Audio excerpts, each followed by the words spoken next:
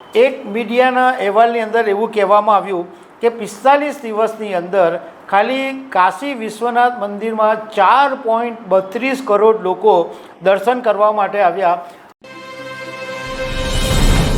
નમસ્કાર। પ્રયાગરાજમાં 45 દિવસનો મહાકુંભ ચાલ્યો। એમાં 45 દિવસમાં પ્રયાગરાજ ઉત્તર પ્રદેશ પ્રયાગરાજની અંદર તો જબરજસ્ત મોટો આર્થિક ફાયદો થયો જ, પરંતુ જે લોકો મહાકુંભમાં ગયા એમાંથી ઘણા બધા લોકો કાશી વિશ્વનાથના દર્શન કરવા પણ ગયા। તો કાશી વિશ્વનાથના 45 દિવસની અંદર કરોડો રૂપિયાનો બિઝનેસ થયો। એમાં કોને કોને ફાયદો થયો એના વિશે હું તમારી સાથે વાત કરીશ। મારું નામ રાજેશ શાહ છે અને તમે જોઈ રહ્યા છો ગુજરાતના સૌથી મોટા ડિજિટલ ન્યૂઝ પ્લેટફોર્મ ખબરછે.com। મહાકુંભમાં જે લોકો ગયા એ આજુબાજુના વિસ્તારોમાં પણ પછી ત્યાંથી ગયા। અયોધ્યા પણ બહુ બધા ઘણા લોકો ગયા અને કાશી વિશ્વનાથ વારાણસી પણ બાબાના દર્શન કરવા માટે ગયા। તો એક મીડિયાના અહેવાલની અંદર એવું કહેવામાં આવ્યું કે 45 દિવસની અંદર ખાલી કાશી વિશ્વનાથ મંદિરમાં 4.32 કરોડ લોકો દર્શન કરવા માટે આવ્યા અને એને કારણે લોકોનો ધંધો એટલો બધો વધ્યો કે નાના નાના લોકોને પણ બહુ મોટો ફાયદો થઈ ગયો।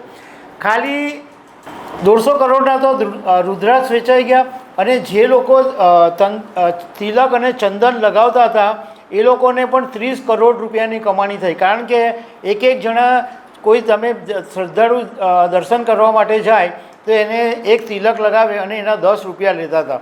તો આમાં આ લોકોને 30 કરોડ રૂપિયાનો ધંધો થયો છે।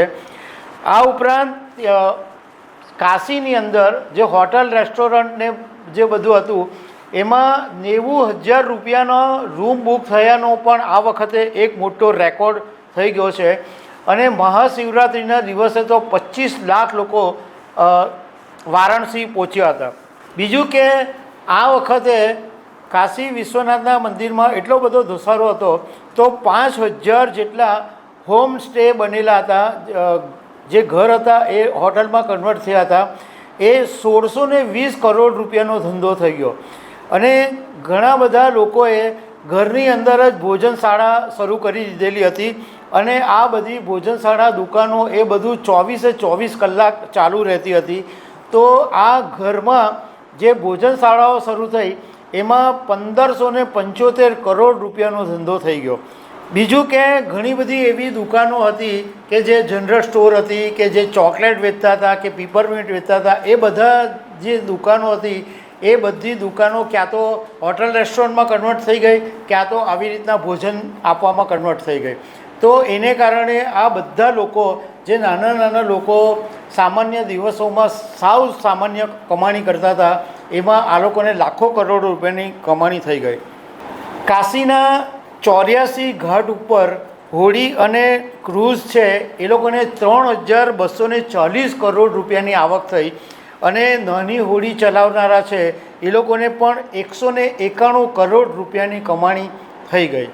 બીજું કે કાશી વિશ્વનાથના મંદિરમાં 214 કરોડ રૂપિયાના ફૂલ આ 45 દિવસમાં ચડી ગયા અને સ્વાભાવિક વાત છે કે જ્યારે આટલો બધો ધસારો હોય ત્યારે વસ્તુઓના ભાવ પણ આસમાને ચાલ્યા જાય।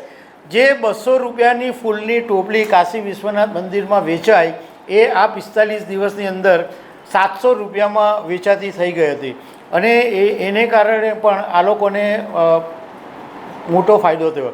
બીજું કે બાબા વિશ્વનાથના મંદિરની અંદર પ્રસાદ ચડતો નથી, પરંતુ લોકો મંદિરમાંથી બહાર નીકળીને ઘરે દુકાનોમાંથી પ્રસાદ લઈ જાય તો એમાં પણ 72 કરોડ રૂપિયાનો પ્રસાદ વેચાઈ ગયો છે।